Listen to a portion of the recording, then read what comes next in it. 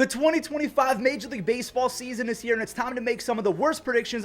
It's time to make some predictions for the upcoming season. We got comeback players of the year, MVPs, World Series winners. We're trying to predict all of that today. Before we start making predictions, I just want to remind you guys that MLB Recap is starting tomorrow, so don't forget to have your bells turned on. And also, if you're going to any baseball games, save yourself 20 bucks off on SeatGeek using code Fuzzy, and be sure to download Underdog Fantasy using code Fuzzy. All you have to do is pick a player, apply the home run token. If they hit the longest home run today, you get a chance of up to $500,000. And on top of that, using code Fuzzy gets you a free pick'em and up to $1,000 in bonus cash credit. You're welcome. Thank you guys for being patient. Gotta pay the bills. All right, back to the video. Before we talk about who's gonna lead the league in home runs, I want to talk about some comeback players of the year, and to me, these are pretty obvious choices. In the American League, I'm going with Mike Trout. Mike only played in 29 games last season, and since 2021, he's only played in 266 games. But I will say last year, he was on pace for a 50 home run season, and in spring, he looks fantastic. Most people write off spring, but because this is Mike Trout, and he had 3 home runs and a near 470 on base, which means he's seeing the ball well and taking his walks, everything is screaming that he's about to have an MVP season, which means he's got to win comeback player of the year. On the flip side, the NL comeback player of the year is between Ronald Acuna Jr. and his teammate Spencer Strider. I'm going to give it to Strider based off of technicality, simply because he's coming back sooner, so he has more time to put up more stats. He made 2 starts in spring. He racked up 10 strikeouts in 4 innings, so yeah, he might actually get 25 starts under his belt. Sometimes I like to psych myself out and try and go with a sneaky pick. Well, that's not going to happen this year. I still have Aaron Judge leading the American League in home runs. The psyching myself out part came after I heard that Rafael Devers is going to be the full-time DH. You're telling me that Devers only has to hit? What if he hits 50? You also have J-Ram coming out and saying that he lost a lot of body fat and gained muscle, so that's scary. Yordan Alvarez, Jake Berger, Brent Rooker. I'm still going Aaron Judge. A couple seasons ago, Aaron Judge had 62 home runs. As a rookie, he had 50-plus home runs, and even this past season, 58 home runs. I'm not choosing anyone else. Pete Alonso is going to hit 50 home runs. That's my crazy bold prediction for the video. Remember, just like Judge, he had 50-plus home runs as a rookie, and as recent as 2023, he had 46 home runs. We just saw him pop off for 4 home runs in the playoffs, and remember, he has an opt-out after this year, so it's technically another contract year. I feel like he's going to play angry, and because of that, 50 home runs. I don't know if I put money on it, but I feel good about that. But obviously, we can't sleep on Ohtani-san. Matt Olson looks great. Kyle Schwarber, Marcell Ozuna, Austin Riley, some big dogs. They can make some noise as well. So Pete, he's going to have some competition. Let's talk about some strikeout leaders, and I'm not talking about in the box. I'm talking about on the bump. I got Garrett Crochet leading baseball. I think that he's going to lead the entire league in strikeouts, so obviously he's my American League pick. We'll talk about this later on because we might be picking him for Cy Young. It's going to be him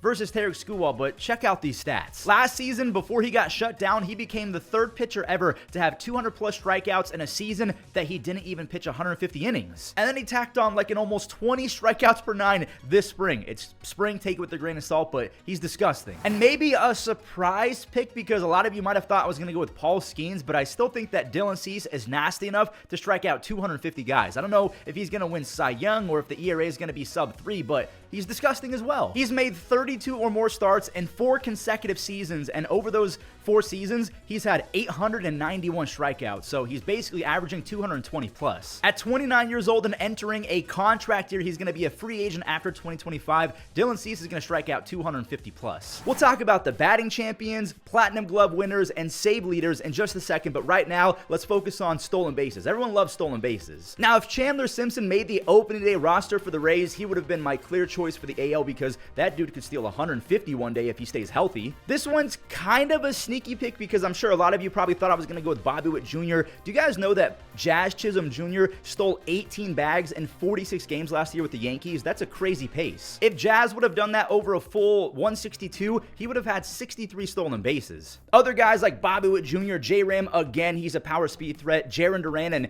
a surprise pick that I saw in the projections, Victor Robles, he's going to get a lot of playing time this year. Not really much to talk about when it comes to the National League. I feel like Elly De La Cruz is the clear and obvious choice. To me, the older Elly gets, the better he's going to be at pitch recognition and just simply getting on base. The fact that he stole 67 bags with a sub 340 on base That's otherworldly speed. Okay, maybe I lied a teensy little bit when I said the clear and obvious choice because I almost went Corbin Carroll and even a surprise pick like Xavier Edwards. Xavier had 31 stolen bases in just 70 games last year. That, ladies and gentlemen, is a 71 stolen base pace over a full 162. Again, though, I'm not psyching myself out this year. I'm going with some obvious choices. Moving to the batting champion side of things, we're talking about who's going to lead the league in batting average. On the American League side, I got Steven Kwan. You guys got to remember, over Steven's first 64 games last year, he hit 363. And at one point over his first 45 games, he was batting 397. I know there's a lot of other guys we could bring up. Bobby Witt Jr., Vladdy, Judge. Yes, Judge is a contact guy, even though he strikes out a lot, and even Yordan Alvarez. But remember, this is Steven's 4th season, so he has all of the experience under his belt. He could hit 330. I'm not going to say 350, but maybe 335-ish. The NL batting champion is so tough because Luis Ariz,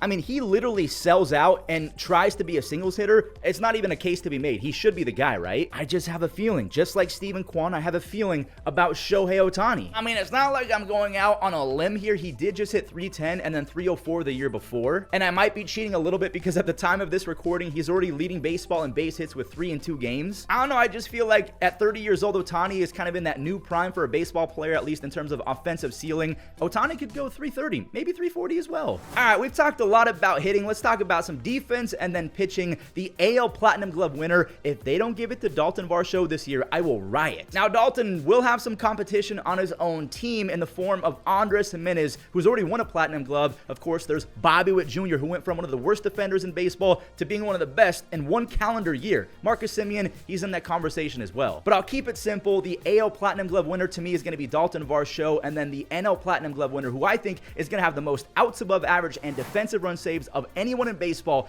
Pete Crow Armstrong. And this might sound a little bit weird, but as a baseball enthusiast, watching Pete Crow Armstrong play defense brings a tear to my eye. It looks like poetry in motion. PCAs, reads off the bat, his arm strength, his speed. He is a generational type defender. I would never want to discount the defensive prowess that is Patrick Bailey. I mean, he's not Yadier Molina, but he's pretty dang close defensively. There's Jacob Young, Jose Siri, Brenton Doyle, Francisco Lindor, Cabrian Hayes. I just have a feeling that Pete is going to have a 18 DRS, 20 outs above average season. The final stat category before we talk about some award winners, save leaders, I got Emmanuel Clase and Edwin Diaz. Again, not really going out on any limb, but I think that Edwin's going to bounce back, and Emmanuel Clase, he's going to get over those postseason yips. But just remember, I'm going to say this right now, Mason Miller is on a better Athletics team. Devin Williams is on the Yankees. Josh Hader still exists, so Clase has much more competition this year. And Raisel Iglesias, I mean, he's not been Mariano good, but this dude literally has been pitching like Mariano with the Braves. Oh, you don't believe me? Raisel has a 1.9 ERA with 166 strikeouts and 150 innings as a Brave. And I almost went with Ryan Helsley, but he's on the Cardinals. I don't know if I have a lot of faith in them this year. All right, here we go. Rookies of the year. Fun fact from Fuzzy, Jason Dominguez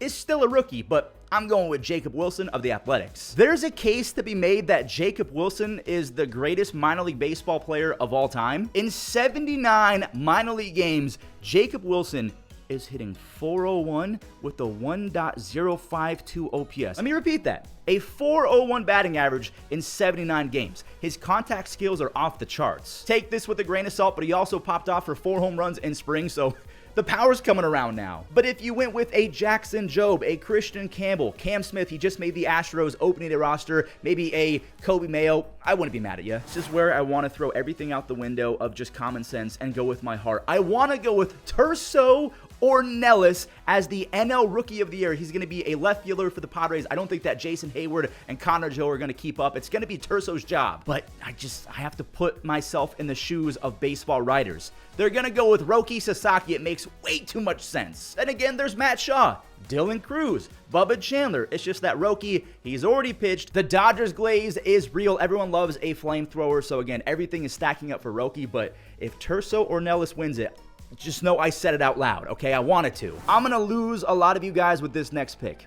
I got Jose Ramirez dethroning Aaron Judge as the AL MVP. I'm not saying that J-Ram is a dinosaur or anything like that, but at 32 years old, me personally, as a Guardians fan, I just feel like this is J-Ram's final year at winning MVP. So I'm going with him. He's coming off a season where he was a little bit out of shape according to him, and an out of shape Jose Ramirez gave us 39 doubles, 39 home runs, 41 stolen bases, and 118 RBIs. So we might be getting an in-shape J-Ram this next season. He's finished top 6 in MVP 1, 2, 3, 4, 5, 6 times. So again, maybe I'm being a little bit dramatic by saying dethroning Aaron Judge. J-Ram is worthy of votes. Then again, that Aaron Judge fella is, maybe he's angry. Maybe that drop in the World Series is going to turn him into a 70 home run guy. Mike Trout, J-Rod, Bobby Witt Jr., Gunnar Henderson. There are so many studs. J-Ram, please don't let me down, buddy. Fernando Tatis Jr. is my NL MVP runner-up. I'm still going with the unicorn, the Prince of Baseball, Shohei Ohtani. That's an easy pick for me, but don't be shocked if Nando goes 30 home runs, 30 stolen bases with Gold Glove defense, because that leg, it's fixed up. He was an all-star last year on one leg. He had a broken little thing. I don't remember what it was, but it was broken. Juan Soto in a deep Mets lineup, I'm excited to see that. And you have his teammate Francisco Lindor with the power, speed, and defense. Don't discount the two-timer Bryce Harper. Heck, Kyle Tucker, Ellie De La Cruz. They're very, very good. I always like to bring up honorable mentions because I don't want to feel like anyone's getting cheated out of recognition. So for me, it's Ohtani, but put some respect on those guys. Not that they need it, but remember, they're in the conversation. The final award winner, before we talk about some division winners and the World Series winner, we have AL Cy Young winner. And I don't know if you guys cared for spring training because it's spring. A lot of you guys say, take it with a grain of salt, it doesn't matter. But Garrett Crochet, the starter, was pitching like James Karinchak with sticky stuff. Karinchak was an all-time strikeout guy when he was allegedly using sticky stuff. Let me make sure I throw in that allegedly word. After becoming just the third pitcher of all time to have 200 strikeouts without throwing 150 innings in a single season, Garrett had 209 and 146 innings last year. He shows up to spring training and strikes out 30 guys in 15 2/3 innings. He allowed 1 run, no home runs. Just with the addition of Alex Bregman, Devers putting the team before himself, the Red Sox are going to be really, really good. So Crochet being the ace of a playoff contender, it's going to count for a lot. Wow, Fuzzy, you're really pushing it with this next pick. You're going Paul Skeens for your NL Cy Young winner. You daredevil. Hey, you know what? I could have gone with the entire Dodgers rotation. Maybe Dylan Cease, Chris Sale is back-to-back just like Tarek Skubal. But no, Paul Skeens.